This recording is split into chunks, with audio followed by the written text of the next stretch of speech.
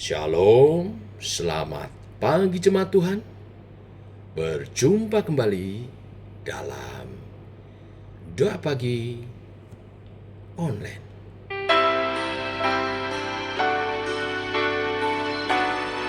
Yesus naik ke surga.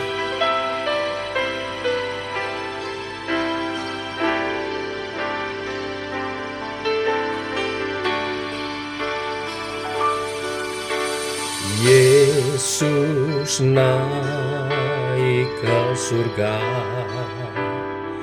sediakan tempat bagiku. Ku diberinya kuasa yang menyertaiku.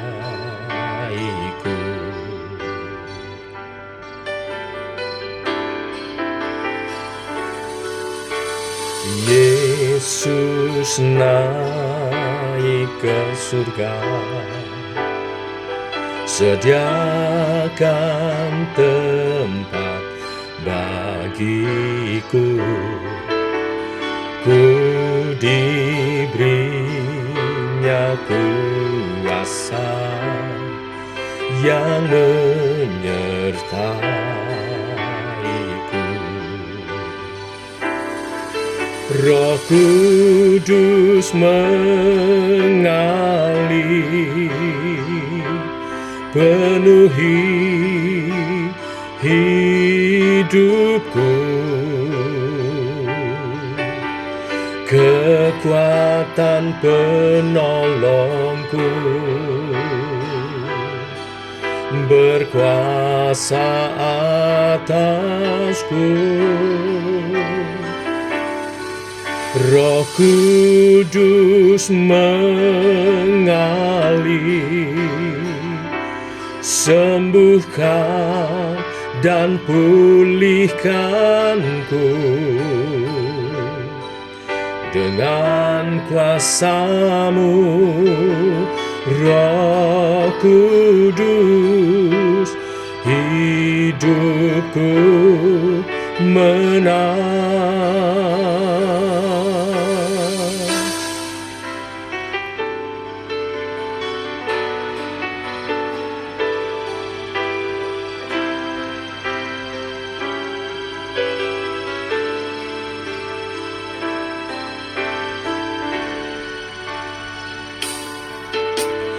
Yesus naik ke surga, sediakan tempat bagiku. Ku diberinya kuasa yang menyertaiku. Yesus naik ke surga, sediakan tempat bagiku. Ku diberinya kuasa yang menyertaiku.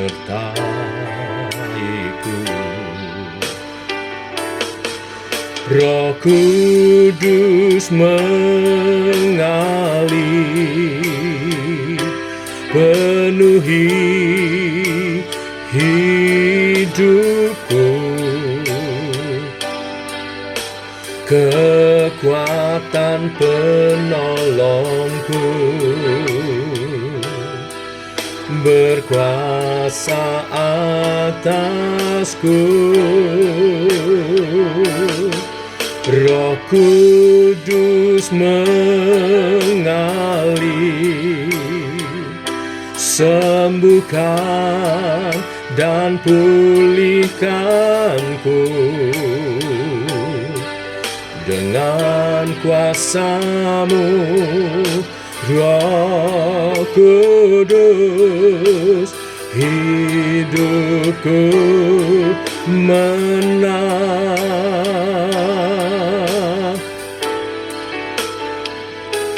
Roh Kudus mengalir, penuhi hidupku, kekuatan penolongku, berkuasa atasku. Roh Kudus mengalir, sembuhkan dan pulihkanku dengan kuasa-Mu, Roh Kudus. Hidupku menang dengan kuasa-Mu, Roh Kudus. Hidupku menang, hidupku menang.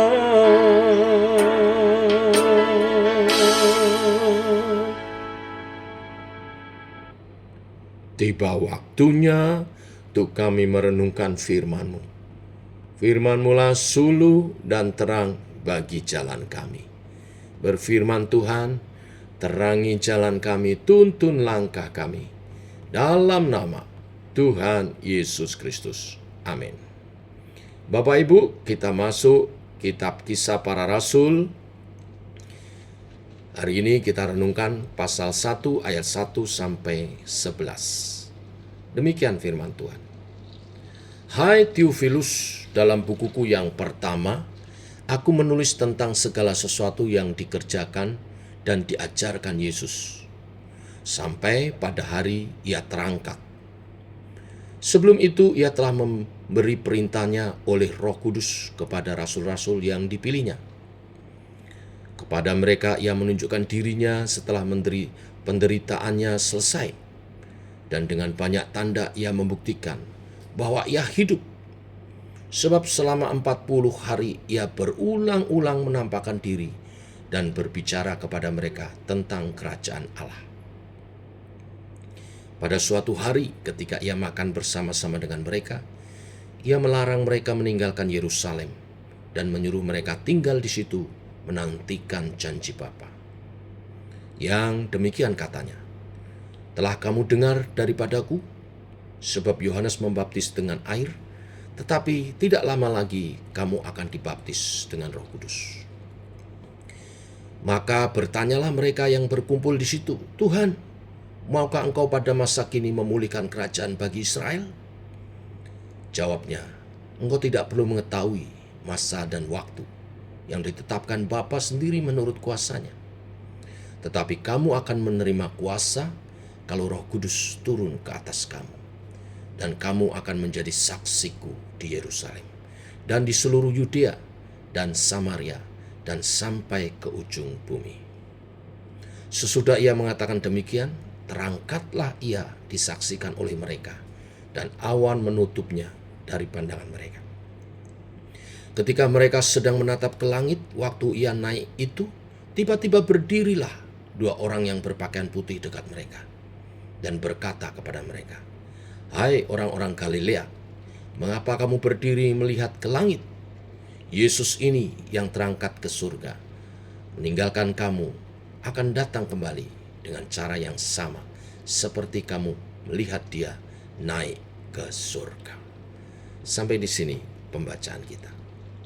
Bapak Ibu, jemaat Tuhan, Kisah Para Rasul adalah kitab kedua yang ditulis oleh Lukas dan ditujukan untuk Theophilus yang merupakan tokoh terkemuka berkebangsaan Romawi. Mengapa Lukas memulai pasal pertama dalam buku keduanya dengan menyinggung nama Theophilus? Karena Lukas bermaksud memberikan penjelasan lanjutan dan kesaksiannya yang bertujuan untuk menuntun dan menguatkan Theophilus. Kisah Para Rasul ini sangat penting bagi perkembangan Injil di kalangan orang non-Yahudi. Theophilus, tokoh di kerajaan Romawi. Selain itu, Lukas juga ingin memperlihatkan kepada semua orang percaya, termasuk saudara dan saya, bahwa Roh Kudus adalah kuasa Allah yang dicurahkan untuk menyertai setiap murid Tuhan, mulai dari para rasul dan kemudian terus berkelanjutan sampai sekarang terhadap saudara dan saya, orang-orang pilihan Tuhan karena beriman kepada Kristus. Di ayat 4 dan 5, setelah bangkit, Yesus menyatakan dirinya kepada para muridnya. Bukan saja dia membuktikan kepada mereka bahwa dia hidup, tetapi dia juga melanjutkan persekutuan yang penuh kasih dengan mereka dan menyatakan janji penyertaannya yang tidak akan pernah gagal. Dia bersekutu dengan para murid, makan dengan mereka dan mengingatkan mereka akan karya Allah yang telah dia genapi dan harus murid-muridnya lanjutkan. Karya Allah ini sangatlah berat untuk dijalankan dengan kekuatan manusia. Oleh sebab itu, Tuhan Yesus berjanji akan mencurahkan Roh Kudus-Nya dan menyertai murid-murid dengan kuasanya. Ayat 6-8. Menyadari betapa besar kuasa yang dipercayakan Tuhan, murid-murid bertanya, kapan Tuhan Yesus akan memulihkan kerajaan Israel? Ini adalah pertanyaan yang penuh pengharapan. Yesus sudah menang atas maut. Tentu kuasa besarnya ini sanggup untuk memulihkan kembali kerajaan Israel. Tetapi para murid tidak sadar bahwa kuasa yang Yesus akan berikan kepada mereka, curahkan, membuat merekalah sebenarnya yang seharusnya memulihkan kerajaan itu. Memulihkan kerajaan Israel itu tugas para murid. Meskipun mereka tidak tahu kapan waktunya pemulihan itu terjadi sempurna. Tetapi Tuhan Yesus telah berjanji memberikan kuasanya kepada para murid. Karena para murid oleh kuasa itu akan pergi memberitakan Injil, menjadi saksi Tuhan. Mulai dari Yerusalem, Yudea, Samaria, sampai ke ujung bumi. Untuk para murid memperkenalkan Sang Raja ke seluruh daerah kekuasaannya. Daerah kekuasaannya bukan hanya wilayah Israel. Ya, awal mula dari Israel. Maka disebutkan dari Yerusalem, Yudea, Samaria. Tetapi kerajaan Allah sampai ke ujung bumi. Lalu ayat 9-11. Setelah menjanjikan Roh Kudus kepada para murid, Yesus Kristus terangkat naik ke surga. Dia diangkat ke tempat yang maha tinggi. Dia kembali kepada Bapanya. Dia kembali di mana dia berasal. Dari surga turun ke bumi, kembali ke surga. Dan satu saat nanti akan turun kembali, datang kedua kali. Dia datang sebagai raja di atas segala raja, menaklukkan bumi, memulihkan kerajaannya secara sempurna. Dan kita akan memerintah bersama dengan Yesus Kristus Tuhan dan Raja kita. Nah, sekarang aplikasinya bagi kita murid-murid Kristus, umat Allah di zaman akhir zaman ini. Seperti para rasul, mendapat tugas untuk melanjutkan pekerjaan besar yang Tuhan telah mulai. Pekerjaan besar ini harus terus dilakukan sampai Ia datang kedua kali, datang kembali nanti.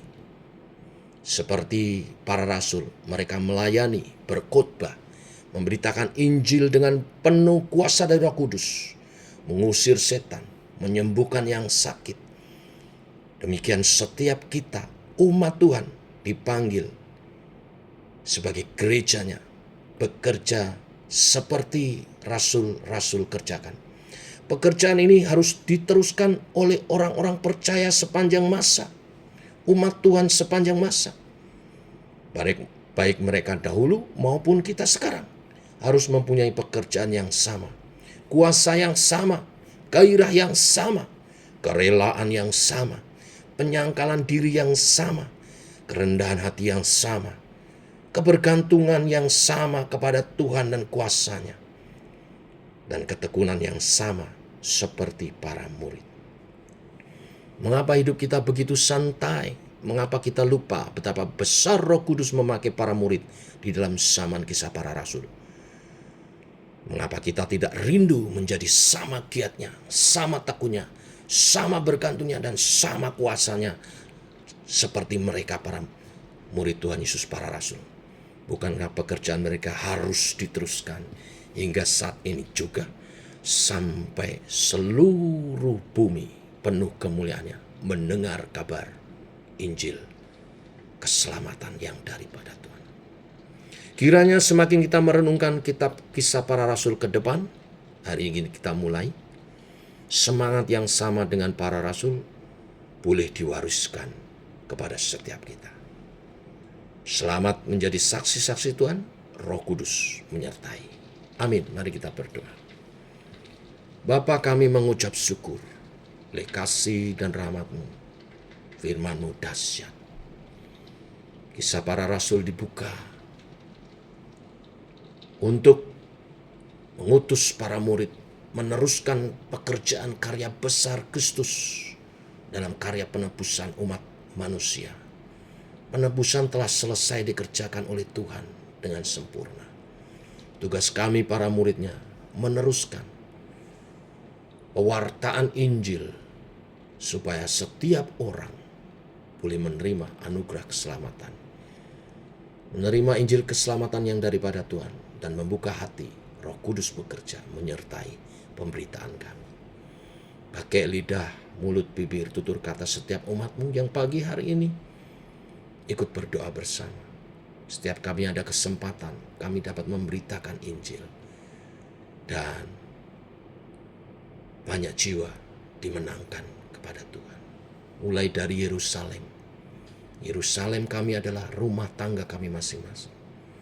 Lalu Yudea, sanak famili, Samaria, rekan-rekan saudara kami, handetolan. Dan akhirnya kepada semua orang.